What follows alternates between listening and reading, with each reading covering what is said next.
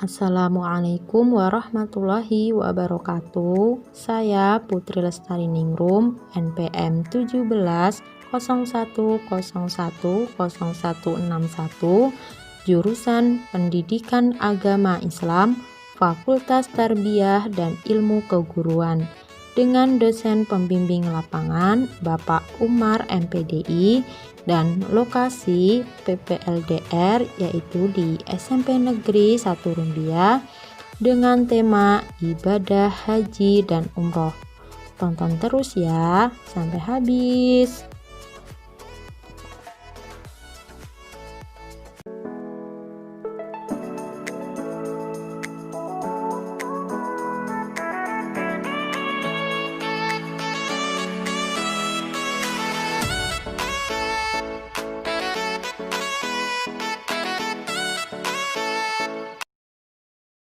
Bismillahirrahmanirrahim. Assalamualaikum warahmatullahi wabarakatuh. Halo anak-anak, apa kabar? Alhamdulillah, semoga selalu diberikan kesehatan dan selalu dalam lindungan Allah Subhanahu wa Ta'ala. Amin ya Allah ya Rabbal Alamin. Sebelum memulai pembelajaran, alangkah baiknya kita berdoa terlebih dahulu. Berdoa mulai. Bismillahirrahmanirrahim. Raditu billahi rabba wa bil islami dina wa bi Muhammadin nabiyya wa rasula. Rabbi zidni ilma warzuqni fahma. Amin ya rabbal alamin. Alhamdulillahirabbil alamin. Baik anak-anak sekalian, Ibu absen terlebih dahulu. Carmenita Devi Faradiba, Diva Kurniasari, Indang Purbasari F ya, Lega Wahyu Priyana, Miftahul Jannah, Muhammad Alif, Cindy Agustin. Ya, alhamdulillah semuanya hadir ya. Minggu lalu kita sudah belajar mengenai perilaku jujur. Sekarang kita akan belajar mengenai ibadah haji dan umroh. Jujur adalah Carmenita. Ya. Sebutkan 2 hikmah jujur, Cindy. Ya. Apakah yang dimaksud dengan ibadah haji dan umroh? Lega?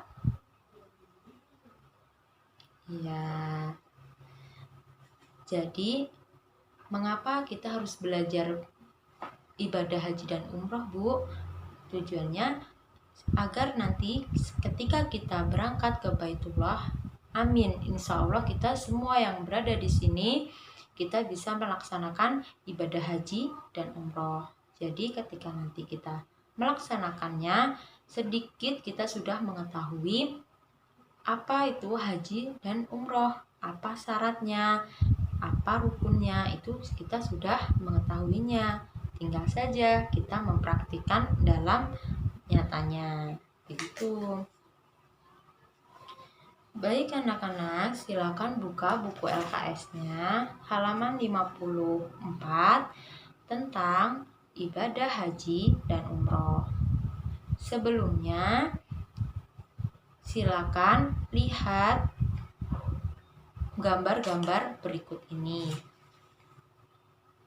Labbaik Allahumma labbaik, labbaik la syarika laka labbaik, innal hamda wa ni'mata lak wal mulka la syarika lak.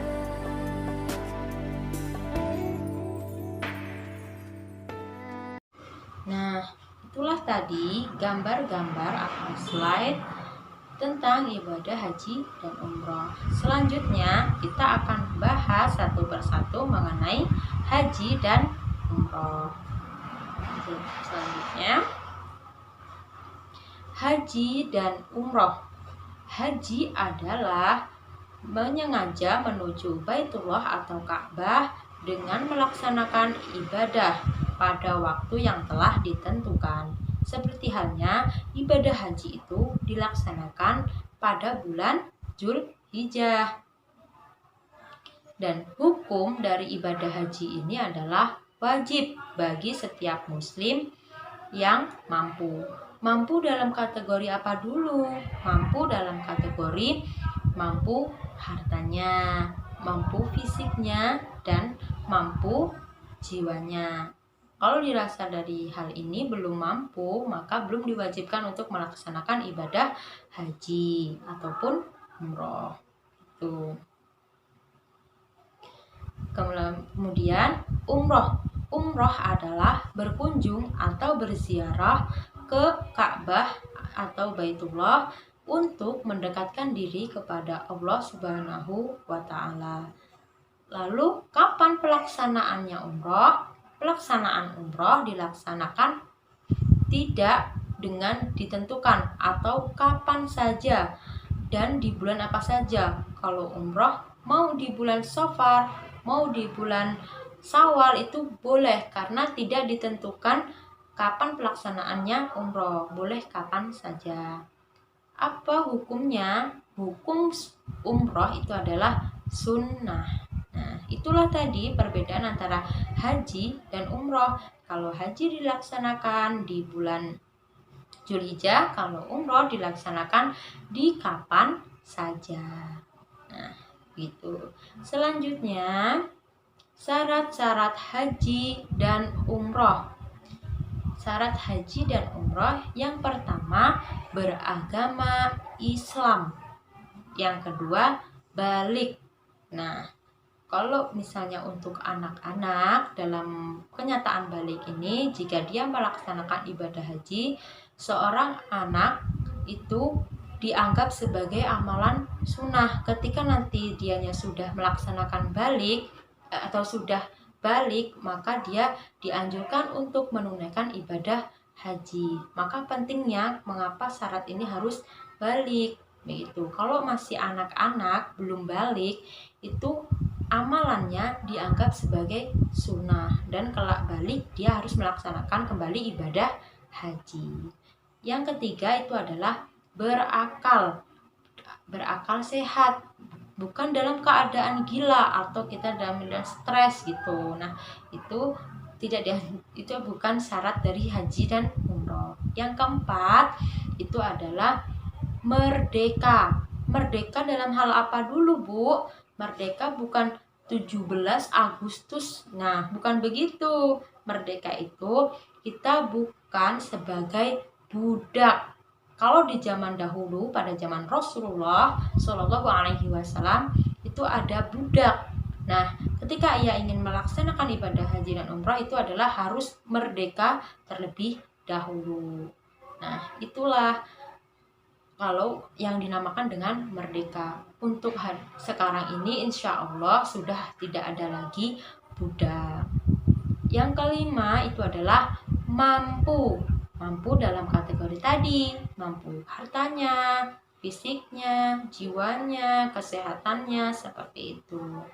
Yang keenam itu adalah ada mahram. Maksudnya untuk wanita itu harus ada mahramnya. Kalau wanita ya dengan wanita, boleh ibunya ataupun kan biasanya itu ada pendampingnya untuk wanita. Yang terakhir itu adalah dilaksanakan pada waktunya. Seperti tadi, kalau ibadah haji itu dilaksanakan di bulan Dzulhijjah. Kalau umroh boleh dilaksanakan kapan saja. Baik, selanjutnya itu adalah rukun haji. Rukun haji yang pertama itu adalah niat ihram.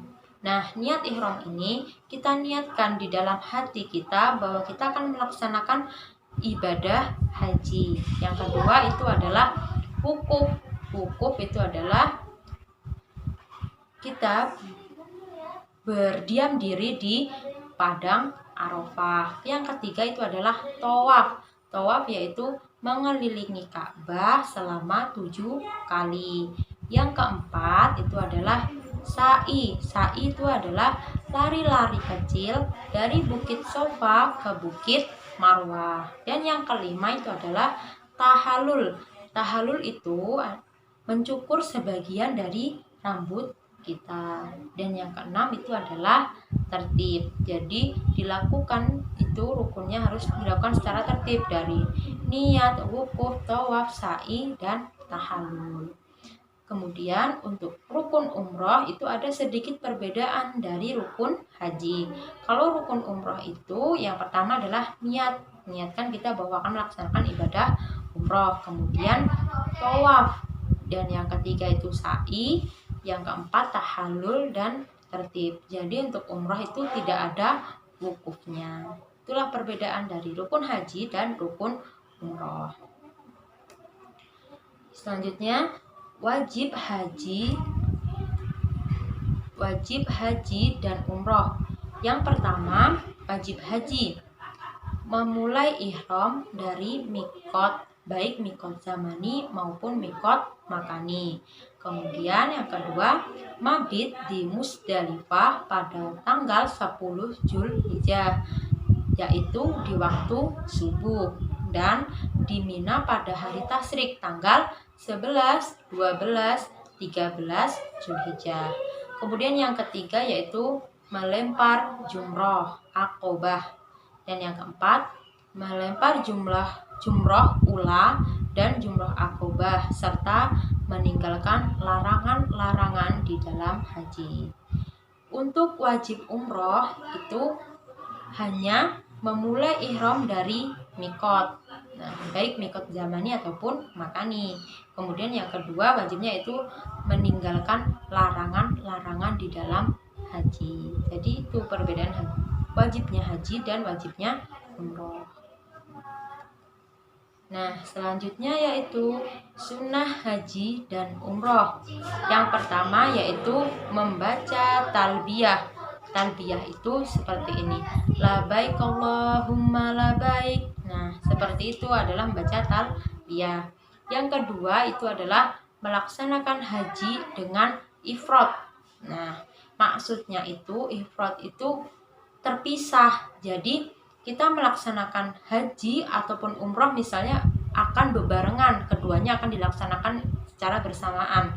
Jadi kita pisahkan dulu, kita niatkan haji dulu, kita laksanakan perkara-perkara haji, kemudian kita niatkan kembali ibadah umrohnya. Jadi 2 kali secara terpisah, kita laksanakan haji terlebih dahulu, kemudian kita laksanakan umroh, keduanya itu adalah umroh. Nah, yang ketiga itu adalah menunaikan sholat sunnah sesudah tawaf.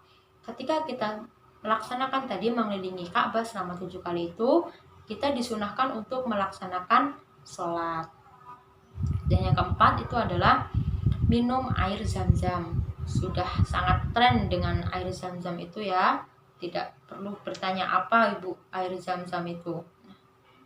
Yang selanjutnya itu ada berdoa sesudah membaca talbiyah. Jadi ketika tadi kita selesai membaca talbiyah labaik Allahumma labaik, nah kita disunahkan untuk berdoa.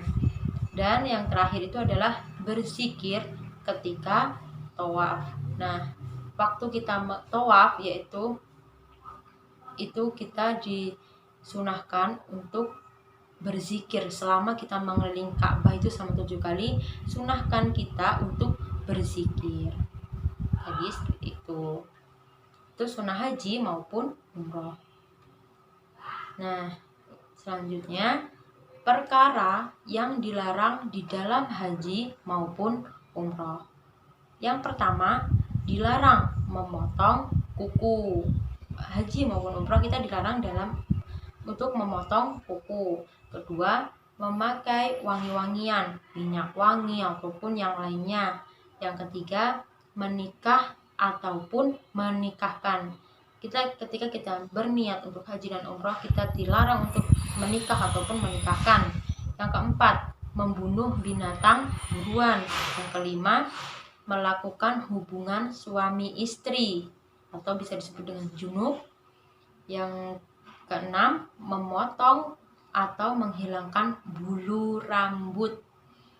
Yang ketujuh, berkata kotor. Nah, di tanah suci di Baitullah itu dilarang kita untuk melakukan atau berkata kotor yang tidak sewajarnya. Dan yang kedelapan itu mencaci.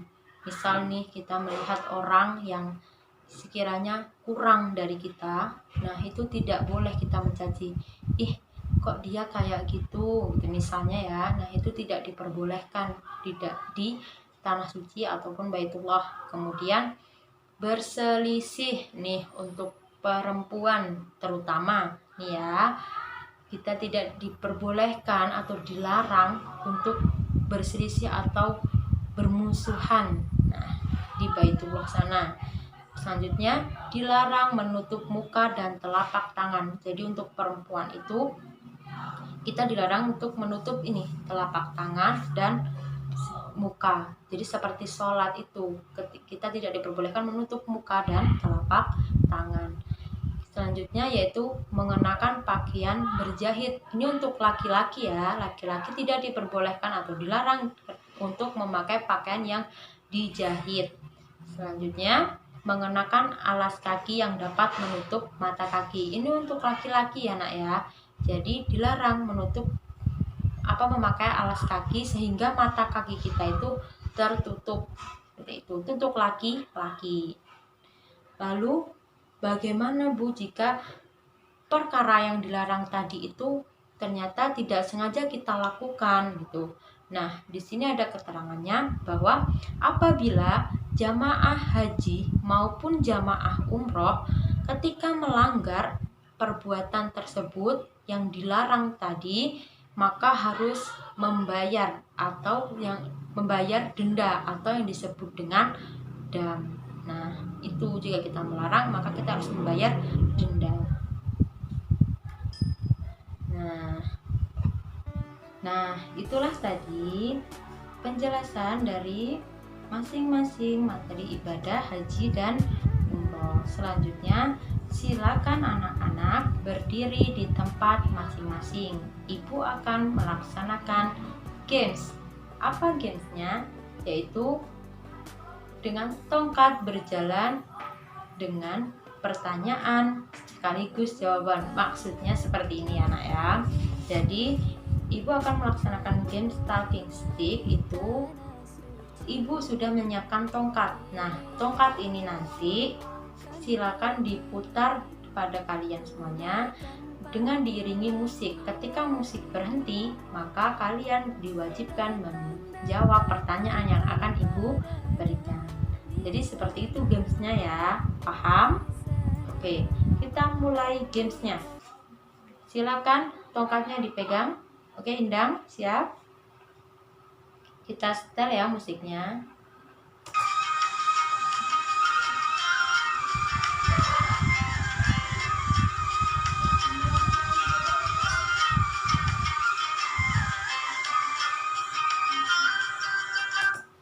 Ya, siapa yang memegang?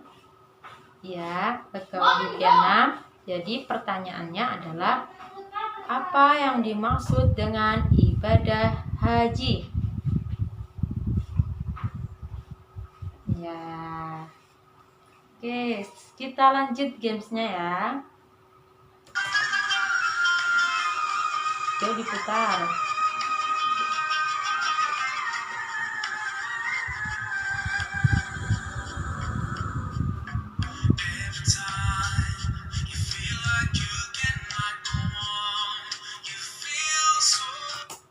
Ya, siapa yang memegang? Diva. Oke, Diva. Silakan jawab pertanyaan Ibu. Sebutkan 2 rukun haji dan umroh. 2 saja. Ya, benar sekali. Sekali lagi ya, kita laksanakan gamesnya 3 kali saja. Siap ya?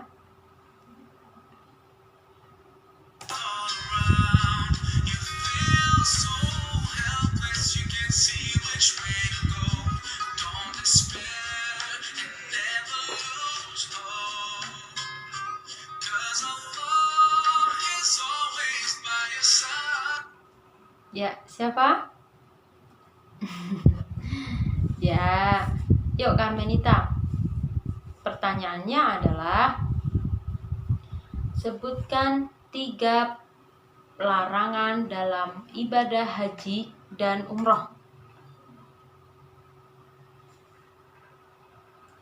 Ya, 100. Benar sekali. Baiklah anak-anak, silakan duduk di tempatnya masing-masing dengan rapi. Itulah tadi games tongkat dan tanya jawab pada ibadah haji dan umroh. Asik bukan? Ya, jadi kalau kita bermain games ini tidak akan merasa bosan ataupun mengantuk, jadi lebih merefresh lagi otak-otak ataupun semangat dari kalian. Itulah tadi materi pembelajaran dan games ibadah haji dan umroh pagi hari ini. Ada yang ditanyakan?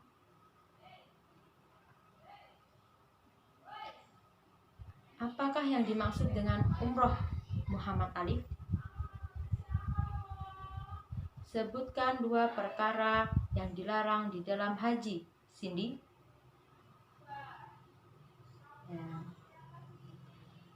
Apakah tindakan jika kita tidak sengaja melaksanakan larangan, Indang Purbasari? Ya. Baik anak-anak, siapa yang dapat menyimpulkan materi ibadah haji dan umroh? Indang, Alif, Miftahul Jannah. Jadi kesimpulannya itu adalah haji adalah menyengaja menuju Baitullah atau Ka'bah untuk bertujuan ibadah pada hari atau waktu yang telah ditentukan, seperti halnya ditentukan pada bulan Zulhijjah. Hukum haji adalah wajib. Kemudian umroh adalah berkunjung atau berziarah ke Baitullah atau Ka'bah dengan tujuan mendekatkan diri kepada Allah Subhanahu wa taala dan dilaksanakan di kapan saja. Kemudian hukumnya adalah sunnah. Bagaimana jika kita melaksanakan larangan-larangan yang sudah disebutkan tadi dalam ibadah haji dan umroh? Itu dengan melaksanakan denda atau yang disebut dengan dam. Nah, itulah kesimpulan dari Ibu. Setuju dengan kesimpulan Ibu? Alhamdulillah. Anak-anak sekalian, kita akhiri pembelajaran hari ini. Dibaca kembali buku LKS-nya di rumah sepulang sekolah ataupun sebelum tidur sehabis maghrib. Kalau kalian sukses, kalau kalian berhasil, itu tidak hanya Bapak Ibu guru yang bahagia, namun bukan hanya orang tua kalian saja yang bahagia. Bapak Ibu kalian, Bapak Ibu guru itu juga merasakan, wah, anak-anak Ibu berhasil, sukses, itu akan bahagia. Jangan pernah malas untuk membaca. Ketika kita ingin mengetahui sesuatu, bacalah, carilah informasinya. Jadi jangan pernah semangat, jangan pernah putus asa untuk membaca, jangan pernah malas untuk membaca. Orang berhasil bukan dilahirkan dari orang yang pemalas. Seperti itu ya nak ya. Tugasnya adalah, jadi ibu akan melaksanakan ulangan harian ibadah haji dan umroh. Karena seperti yang kita ketahui bahwa akan dilaksanakan pembelajaran online untuk minggu depan, minggu atau hari esok, maka ibu akan melaksanakan ulangan harian melalui Google Forms. Kalian bisa melaksanakan di rumah saja, nanti ibu akan kirimkan linknya di grup WA kita, yaitu di grup SMP Negeri. Nanti ibu kirim linknya dan kerjakan ulangan harian melalui link Google Form. Ingat anak-anak, jangan pernah merasa tergesa-gesa atau terburu-buru untuk mengerjakan tugas ini, karena ibu akan memperpanjangkan waktunya dibandingkan dengan ulangan harian pada waktu ketika offline. Jadi santai saja dan jangan buru-buru. Perhatikan soalnya dijawab dengan benar. Paham? Ya. Baik anak-anak, itu saja pembelajaran pada hari ini. Kita tutup pembelajarannya. Ibu akhiri, wallahu muwaffiq ila aqwamit thoriq. Wassalamualaikum warahmatullahi wabarakatuh. Ingat, tetap semangat dan jaga kesehatan. Jangan lupa memakai masker ketika di luar ruangan dan patuhi protokol kesehatan dari pemerintah. Jaga jarak, jangan berkerumun di tempat-tempat yang banyak orangnya, dan juga untuk kalian jangan bepergian di luar negara terlebih dahulu supaya kita terhindar dari virus yang berbahaya ini. Tetap semangat, jaga kesehatan. Demikianlah video praktik mengajar PPLDR dengan tema ibadah haji dan umroh. Apabila ada kesalahan ataupun tutur kata yang kurang baik, saya mohon maaf. Tetap semangat dan selalu jaga kesehatan. Saya akhiri, wallahu muwaffiq ila aqwamit thoriq. Wassalamualaikum warahmatullahi wabarakatuh. Terima kasih, semoga bermanfaat.